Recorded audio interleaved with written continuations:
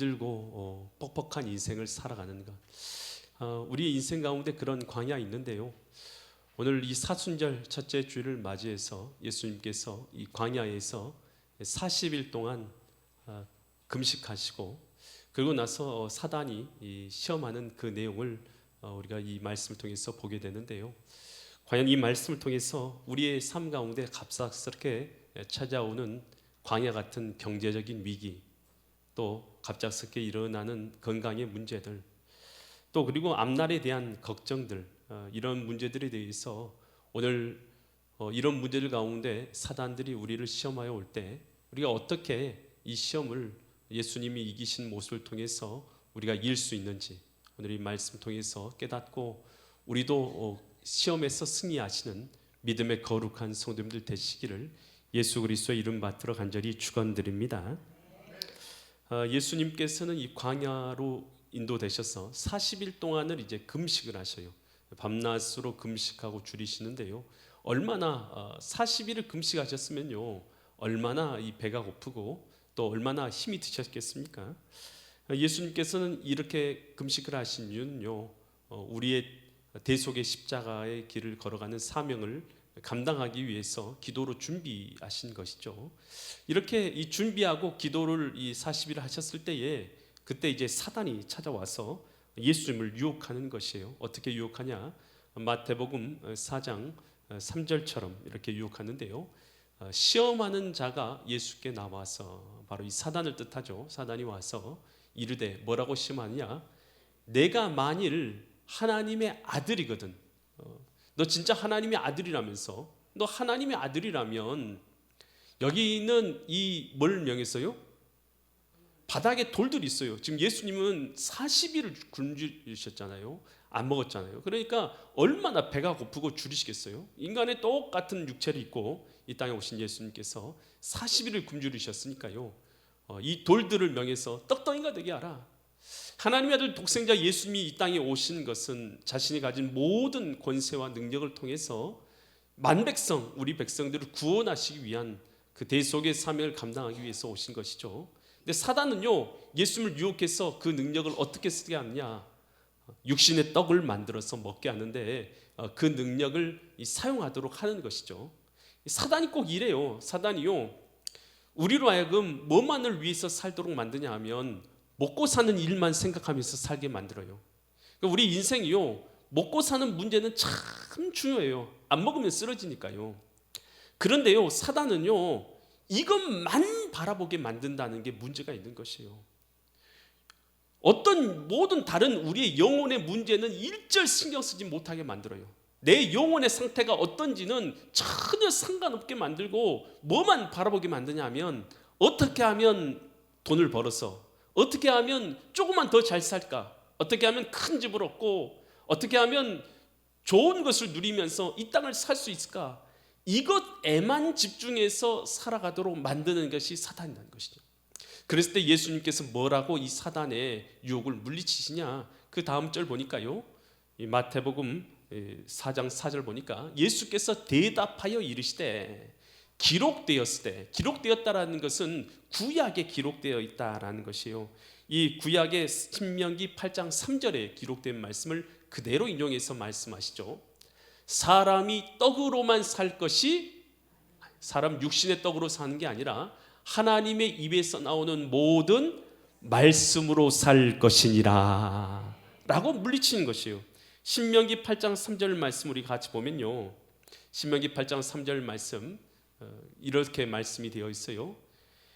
너를 낮추시고 너를 줄이게 하시며 또 너도 알지 못하며 내 조상도 알지 못하는 뭘 먹이신 것은요, 만나를 먹게 하신 것은, 그 이유는 뭐냐? 만나를 먹게 하신 이유는 뭐냐? 사람이 뭘로만 사는 게 아니에요, 떡으로만 사는 것이 아니라 여호와의 입에서 나오는 모든 말씀으로 살게 하신 것이다. 그러니까 신자의 육체는요, 떡을 먹어야지만 살지만 신자의 영혼은 뭘 먹어야 사느냐? 하나님의 말씀을 먹어야지만 사는 줄 믿습니다.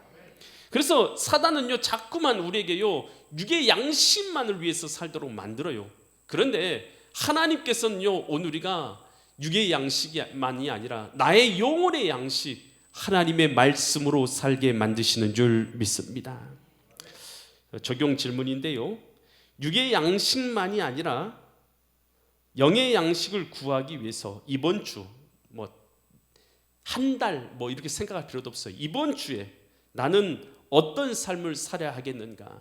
여러분, 사순절이잖아요. 사순절 첫째 주일. 이번 한 주만 생각하는 거예요. 어떻게 이번 한 주를 내가 영의 양식을 구하면서 살겠는가?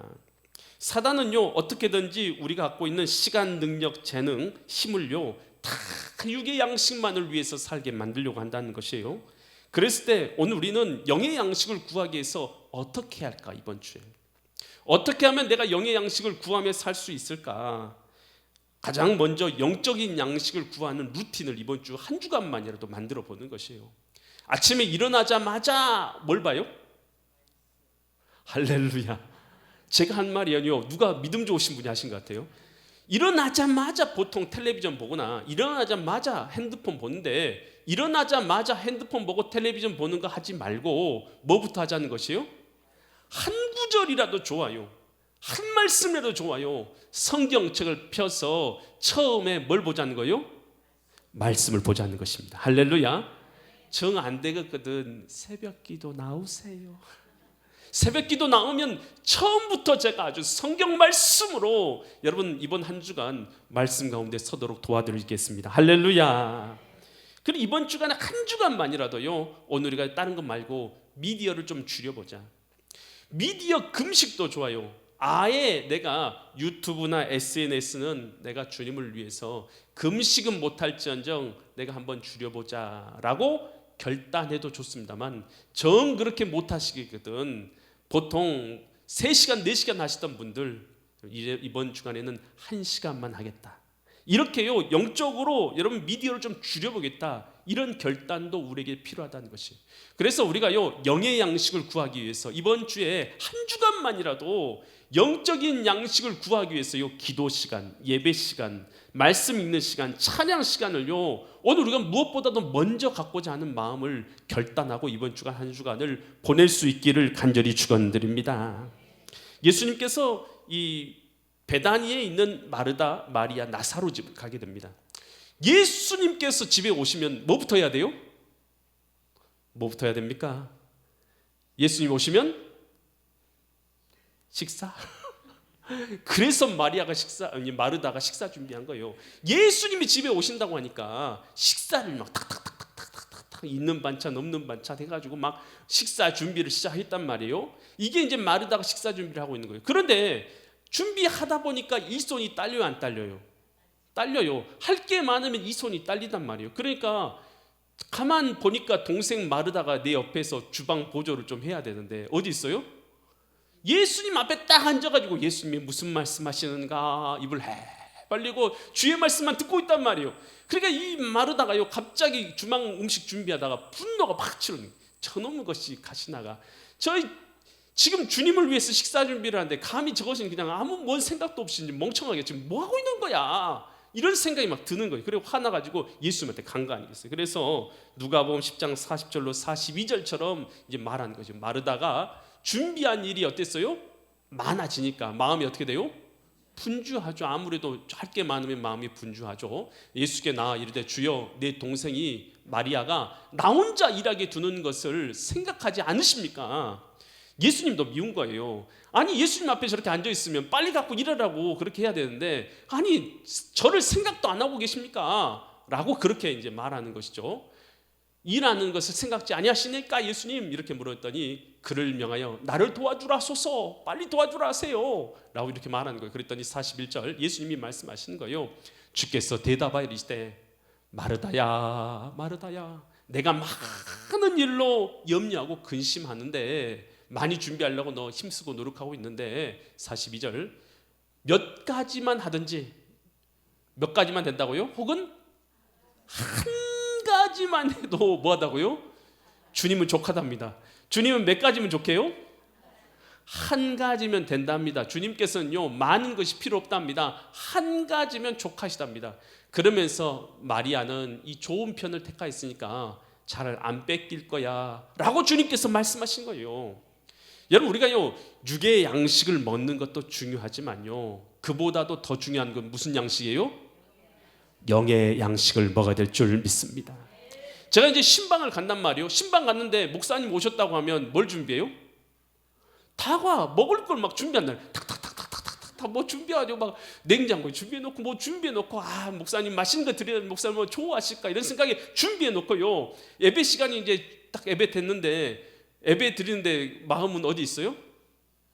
다과 식사에 준비했어요. 그거 가지고 예배는 목사님 말씀하시는데 무슨 말씀이신지 찬양이 뭔지 들리는 것도 없어요. 여러분, 그것이 옳습니까? 아니면 다과를 하나도 준비 안 해도 여러분 주님 앞에 예배하는 게 중요합니까? 할렐루야. 예수님이 하신 말씀이 이 말씀인 것이에요. 그래서 우리가요 주님 앞에서요 오늘 영의 양식을 구하는 삶을 살아야 될 줄 믿습니다. 중세의 영성가 토마스 아켄피스, 그리스도를 본받아라는 이 책을 썼어요. 그 책에서 이렇게 말해주고 있어요. 천체의 운행을 꿰뚫어 보면서도, 하늘의 이치, 하늘이 움직이는 것을 꿰뚫어 보면서도 겸손함이 없다면 그것이 하나님 앞에 무슨 유익이 있다는 것이에요. 천체가 어떻게 움직이는지 알지만 교만하게 행해요. 그러면 그건 하나님 앞에 아무 유익이 없다는 것이에요. 겸손하게 하나님께 나아가는 농부가 하나님을 잊고 별을 연구하는 철학자보다 낫다. 세상에 대단한 지식, 대단한 것을 뭔가 알았다 할지라도 겸손하게 무릎 꿇고 하나님 앞에 나가는 마음이 없는 자라면 그것은 하나님 앞에 아무 쓸모가 없는 빈 껍데기 같은 인생이다라는 것이에요. 여러분, 우리가요 하나님을 잃어버리는 순간요 영의 양식을 다 잃어버린 것은 뭐냐면, 우리가 어디로서 왔고, 육의 양식은 우리가 먹고 몸을 건강하긴 하지만 영의 양식은요, 하나님은요 우리가 어디로 왔을까, 우리의 근거, 우리가 왜 이 땅을 살아가고 이 땅을 살아가는 목적, 우리가 어디로 돌아가는가, 우리의 영혼의 문제, 영생의 문제를요 오늘 우리가 다 잃어버린 것과 마찬가지라는 것이. 그러니 오늘 우리가요 우리 몸을 유지하는 육의 양식만을 구하는 것, 이것은 사단이 원하는 것이에요. 일절 우리의 영에 대해서는요, 우리 내세에 대해서는요, 우리 영혼에 대해서는 아무 생각도 하지 못하고 다 육신의 일만 생각이 만드는 거예요. 그러나 하나님께서는 우리에게 뭐라고 말씀하시냐면 우리의 영의 양식을 먼저 구할 것을 우리에게 명령하고 계신 줄 믿습니다. 그래서 마태복음 6장 31절로 32절에서 주님은 이렇게 말씀하세요. 그러므로 염려하여 이르기를, 염려하면서 이런 말을 한다는 것이, 우리가 무엇을 먹을까, 무엇을 마실까, 무엇을 입을까 하라고 하지 말라고요? 하지를 말아라. 32절, 왜 그러냐? 그 이유는 다, 이런 것들은 다 누가 구하는 것이에요? 이방인들이라는 것은, 여기서 이방인들은 하나님 안 믿는 사람을 뜻하는 단어예요. 하나님 안 믿는 사람들이나 구하는 것이다라는 거예요. 왜냐하면 하나님의 자녀들은 너희 하늘 아버지께서 이 모든 것은 무엇을 먹을까, 무엇을 입을까, 무엇을 마실까 하는 이 모든 것이 너희에게 있어야 할 줄을 모르신다고요? 아시느니라. 하나님이 다 안답니다. 우리에게 필요한 것들을 알고 계신답니다. 그래서 33절, 그럼 우리는 어떤 삶을 살아가고 어떻게 기도해야 되냐? 그런즉 너희는 먼저 뭘 구하라고요? 그의 나라, 하나님 나라를 이루는 것을 구하고, 그의 나라와 그의 하나님의 의로우심을 먼저 구하라. 그러면 이 모든 것, 먹고 마시고 입고 쓰는 모든 것을 너희에게 더하시리라. 그러니까 우리가 육의 양식을 먼저 구하라는 거예요, 영의 양식을 먼저 구하라는 것이에요? 우리가 하나님의 자녀가 되었으면 하나님께서는 우리에게 말씀하신 거예요. 영의 양식을 구할 줄 알아야 된다고. 여러분, 우리가 하나님의 자녀가 아니면 육의 양식만 구하며 살다가 인생 마감하면 지옥 가면 되는 거예요. 하지만 우리는 하나님의 자녀가 되었으니 육의 양식 구하는 게 아니라 영의 양식을 구하며 살아야 될 줄 믿습니다. 마태복음 4장 5절과 6절에서 사단은 또 와서 예수를 이렇게 유혹하는 것이에요. 이에 마귀가 예수를 거룩한 성, 그러니까 예루살렘 성으로 데려다가 성전 꼭대기에 세우는 거예요. 성전이 얼마나 높아요? 성전 꼭대기에 세우고 6절 뭐라고 말하냐? 이르되 내가 만일 하나님의 아들이거든, 너 진짜 하나님의 아들이라면서 한번 뛰어내려봐라. 뛰어내려라. 기록되었으되, 지금 기록되었으되라고 말하는 것은 누가 말하고 있는 거예요? 사탄이 말하는 거예요? 예수님 말하고 있는 거예요? 잘 보고 말하세요. 사탄이잖아요. 사탄이 이렇게 말하고 있어요. 기록되었으되 그가 너를 위하여 그 사자들을 위하여 천사들을 위해서 너를 손으로 받들어서 발이 돌에 부딪히지 않게 할 것이다. 사탄이요, 여러분 성경 말씀을 알아요 몰라요? 시편 91편 11절과 12절 성경 말씀을 그대로 인용해 가지고요, 사탄이요 예수님한테 말한 거예요. 야, 너 뛰어내려도 하나님께 붙잡아 줄 거니까 뛰어내려 라고 유혹하는 거예요. 여러분 사단은요 하나님의 말씀을 알기는 아는데 하나님의 말씀을 쓰는 용도가 달라요. 하나님의 말씀을 어떤 용도로 쓰고 있냐면 하나님을 시험하는 도구로 하나님의 말씀을 사용하고 있는 것이에요. 여러분 우리가 하나님의 말씀은 하나님을 시험하는 도구로 써야 돼요? 아니면은 하나님을 여러분 영화롭게 하는 데 써야 되는 것이에요? 신뢰하고 믿고 영화롭게 하는 데 써야 되는 거 아니겠어요? 그랬더니 예수님께서 마태복음 4장 7절에서 이렇게 말하는 것이에요. 마태복음 4장 7절 예수께서 이르시되, 이번에는 또 기록되었을 때, 이건 예수님이 이제 하신 말씀, 아까는 사단이 한 말이고 기록되었을 때 예수님도 똑같이 말씀으로 답변하셔요. 어떤 말씀이냐? 주 너의 하나님을 뭐 하지 말라고요? 시험하지 말라. 이거 신명기 6장 16절 말씀을 그대로 이용해서 하나님을 너는 시험하지 말라라고 주님께서 말씀하신 거예요. 그러니까 마귀는요 하나님을 시험하게 하고 예수님께서는 하나님을 신뢰하게 만든 거예요. 신명기 6장 16절은 어떤 구절이냐 한번 찾아보면, 너희가 마사에서 무리바, 이 광야이죠. 광야에서 뭐가 떨어졌어요? 뭐가 떨어진 상태일까? 밥이 떨어졌을까? 물이 떨어졌을까? 하여튼 뭐가 떨어졌겠죠. 물이 떨어졌어요.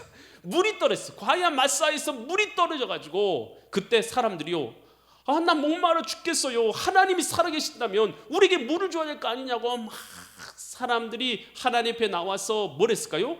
원망과 불평을 하는 것이죠. 그 구절 계속 보여주세요. 원망과 불평을 하니까 이것을 하나님께서 뭐라고 말하면, 원망과 불평하는 것을 뭘로 말하고 있어요? 누구를 시험한 것으로요? 하나님을 시험한 것 같이 하나님을 시험하지 말라. 그러니까 원망과 불평하고 있는 것이 하나님을 뭐 하는 것이에요? 시험하는 거라는 거예요. 왜 원망과 불평이 하나님을 시험하는 것이냐면, 하나님은 선하십니까? 나쁘십니까? 하나님은 선하십니다. 우리를 선하게 인도하십니까? 악하게 인도하십니까? 선하게 인도하셔요. 비록 내게 물이 없는 곳으로 인도를 하셨단 말이에요. 그랬어도 하나님은 선하십니까? 악하십니까? 그 사실을 믿으십니까? 물이 없는 곳으로 나를 지금 이끌었단 말이에요. 목마른 곳으로 나를 이끌었단 말이에요. 그럼에도 불구하고 하나님은 선하신 걸 믿느냐는 것이에요.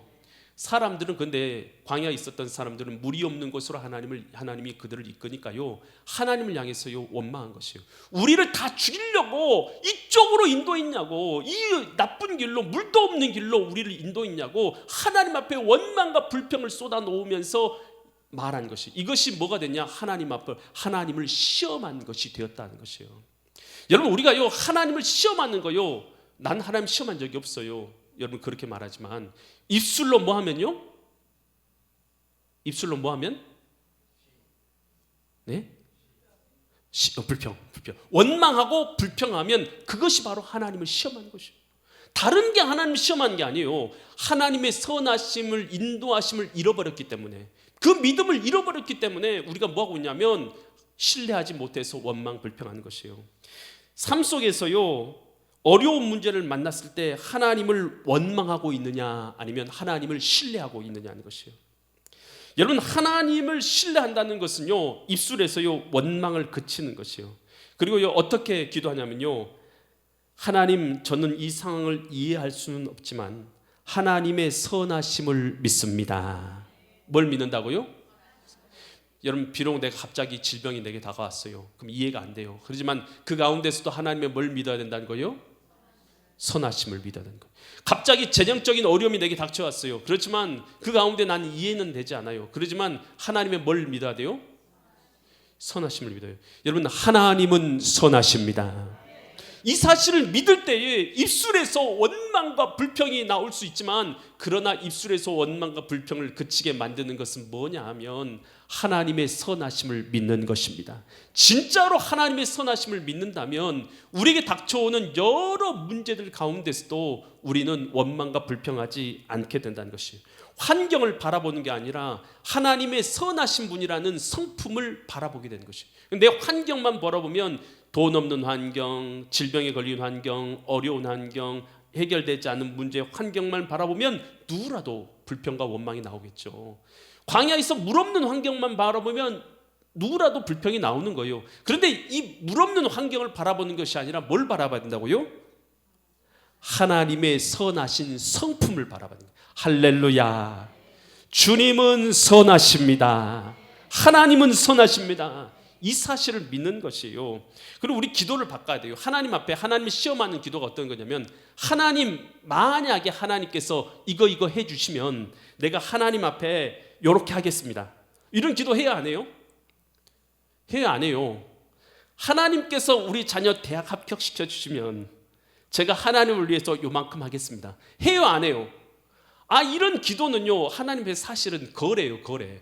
하나님 요렇게 해주시면 나 요렇게 하겠습니다. 물론 그런 기도도 드릴 수는 있지만 이 기도는 대체적으로 거래인 거예요. 하나님께 거래예요. 하나님께 드려야 되는 시험하지 않는 기도는 뭐냐면, 내 질병을 안 고쳐주실지라도 저는 하나님을 경배하겠습니다.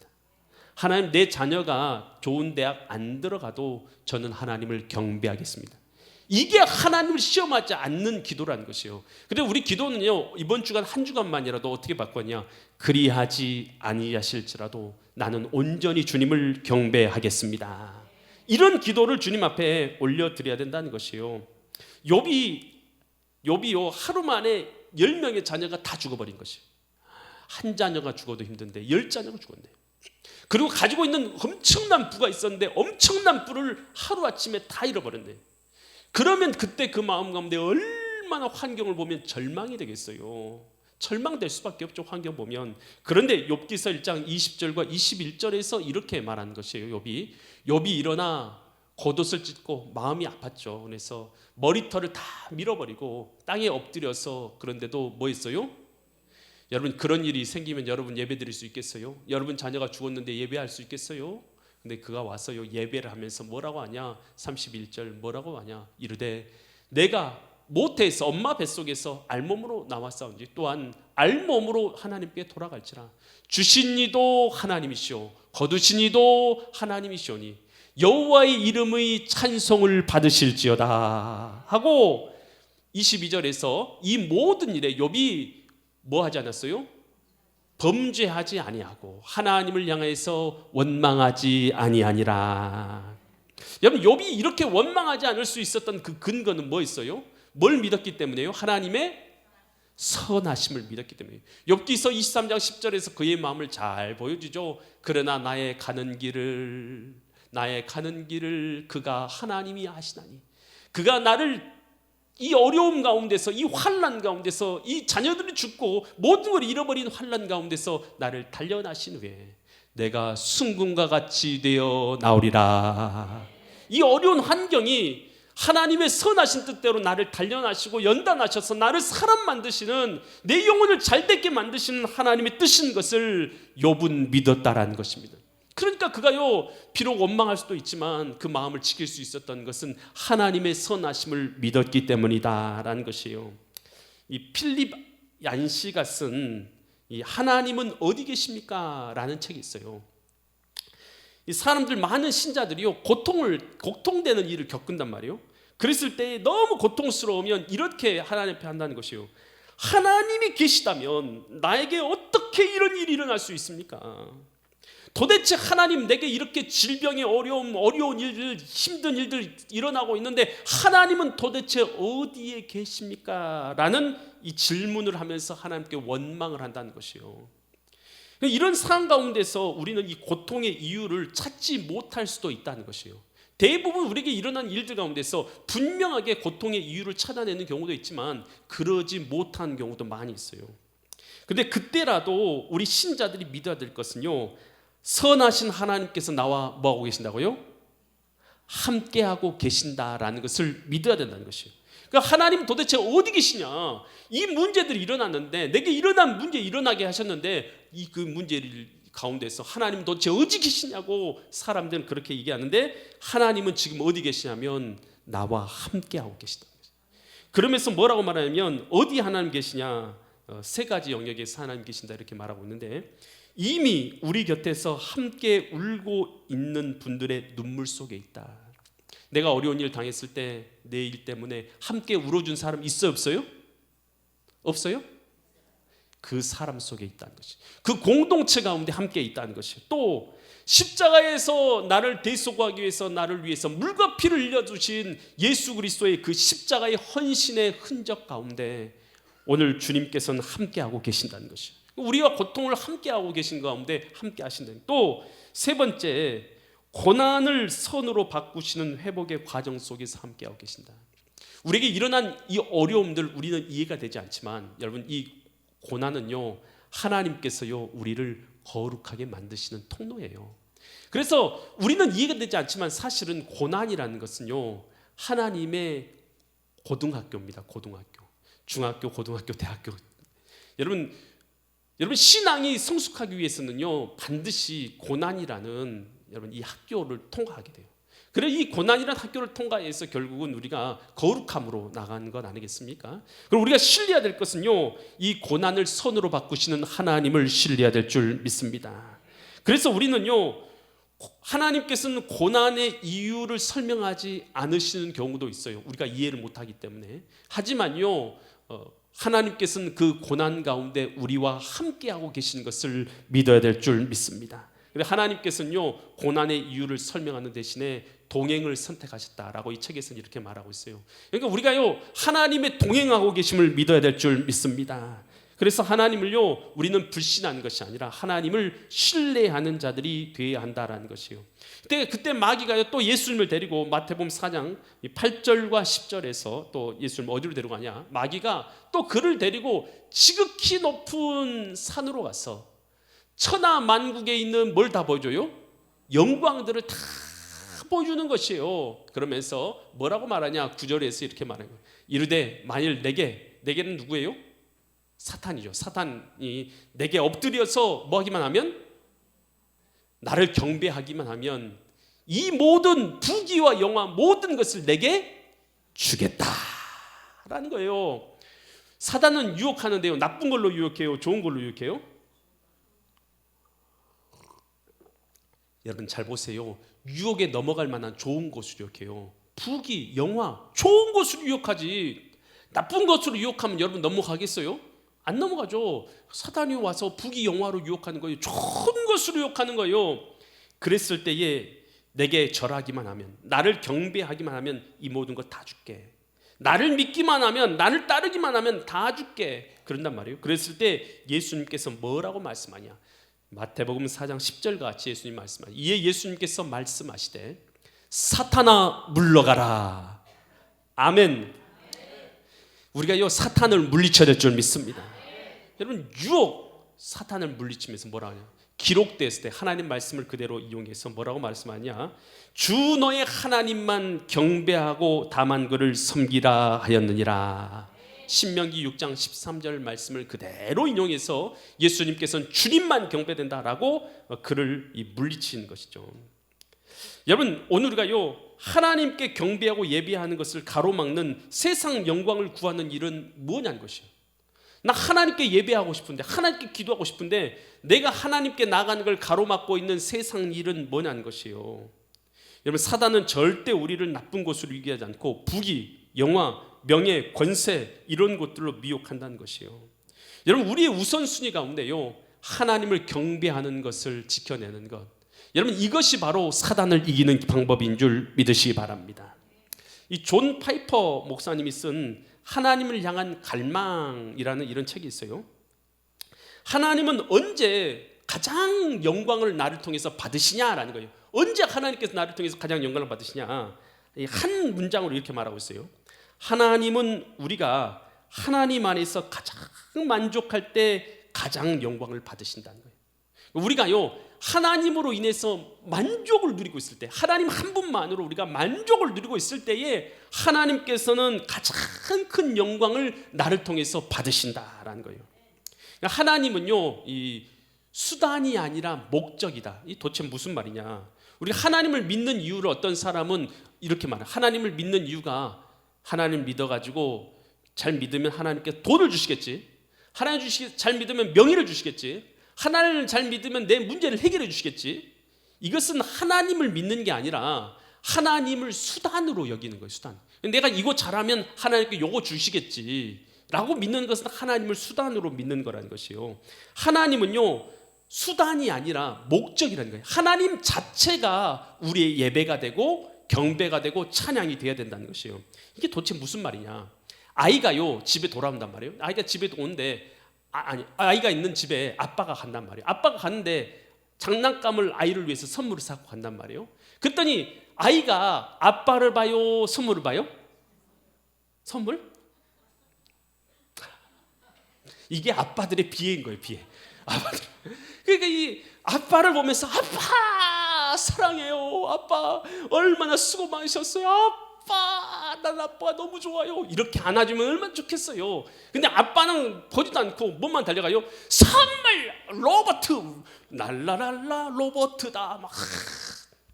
여러분 이게 뭐냐면 아빠 자체를 기뻐하는 것, 이것이 본질이라는 거예요. 그런데 아빠는 내비두고 선물만 바라보는 것, 이것을 아빠를 수단으로 여기는 것이에요.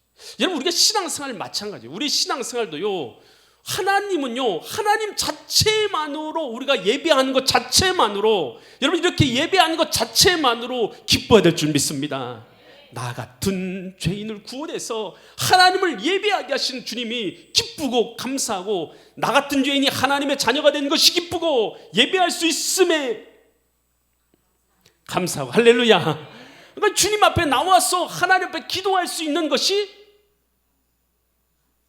감사하고 기쁘고 감사하고, 하나님 앞에 나와서 찬양할 수 있는 것이 감사하고 기쁜 것이고, 하나님 앞에 기도하는 것이, 하나님께 교제하는 것이, 하나님과 함께하는 것이, 이 은혜를 누려야 된다는 것이 할렐루야. 예배에서 나왔는데 목사님이 하신 말씀을 언제 설교 끝나냐, 빨리 시간. 목사님 지금 1분 남았어. 목사님 볼 거예요. 1분 안에 끝내는지 안 끝내는지. 아니야. 주님께서는요 뭘 원하시냐? 우리가 하나님 자체를 만나는 걸 기뻐하는 것이 할렐루야. 그래서 시편 37편 4절에서 이런 말씀을 해주는 거예요. 여호와를 뭐하라면요? 하나님 아빠를 기뻐하는 거야. 아빠 선물이 아니라 아빠를 기뻐하면 그가 내 마음에 뭘 들어주셔요? 소원을 내게 이루어 주시리로다. 하나님을 기뻐하고 아빠를 기뻐하면 아빠가 주머니에서 내 아들 내 딸 뭐가 필요해, 나 필요한 거 다 줄게. 아빠가 다 빼가지고 지갑에 있는 거 다 털어가지고 다 주겠어 안 주겠어요? 당연히 주죠. 하나님을 기뻐해 보세요. 하나님 자체를 기뻐하면 하나님이 내 자녀 다 주신단 말이에요. 할렐루야. 아빠를 기뻐하는 거예요. 이것이 하나님은 수단이 아니라 목적이에요. 세상은요 하나님이 아니라 세상 것으로 우리를 자꾸 유혹해요. 그렇지만 우리는요 하나님만을 기뻐하는 신앙으로 세상을 물리쳐야 될 줄 믿습니다. 난 하나님 예배하는 것이 돈 버는 것보다 좋아. 그래서 나 교회 갈 거야. 할렐루야. 그런 신앙이 있으면 어떻게 사단이 우리를 유혹하고 넘어뜨릴 수가 있겠어요? 넘어뜨릴 수가 없는 거예요. 근데 우리가 하나님 기뻐하는 것을 잊어버렸으니까 사단이 쪼물락 이렇게 저렇게 우리 다 져가지고 그럼 되겠냐는 것이에요. 여러분 이 사순절의 기간이요 오늘 우리가 하나님을 어떻게 섬김으로 이겨야 되냐는 것이요, 세상에 육의 양식만을 구하고 있는 이 사단에게요 영의 양식을 구하는 믿음으로, 또 하나님을 시험하는 믿음을요 하나님을 신뢰하는 믿음으로 세상의 부귀영화만 따르게 하는 그들 앞에서요 하나님 자체를 기뻐하는 신앙으로 이기시는 믿음의 거룩한 성도들 되시기를 예수 그리스도의 이름 받들어 간절히 축원드립니다. 기도드리겠습니다. 하나님 아버지, 이 사순절의 첫째 날 오늘 우리가 어떻게 사단의 유혹을 이기고 주님과 친밀해서 주님을 기뻐하는 삶으로 나갈 수 있을지 우리가 말씀을 보았습니다. 우리의 삶 가운데서 여전히 광야에서 일어났던 이 시험의 문제가 우리의 삶 가운데서도 여전히 계속해서 반복되고 있습니다. 하나님, 그러나 우리가 영의 양식을 구함으로, 하나님을 신뢰함으로, 하나님을 기뻐함으로 이기게 하여 주시옵소서. 이곳에 있는 사람들, 그런 이기는 믿음의 사람들을 되게 하실 걸 믿사와서 존귀하신 예수 그리스도의 이름 받들어 간절히 기도드립니다. 아멘.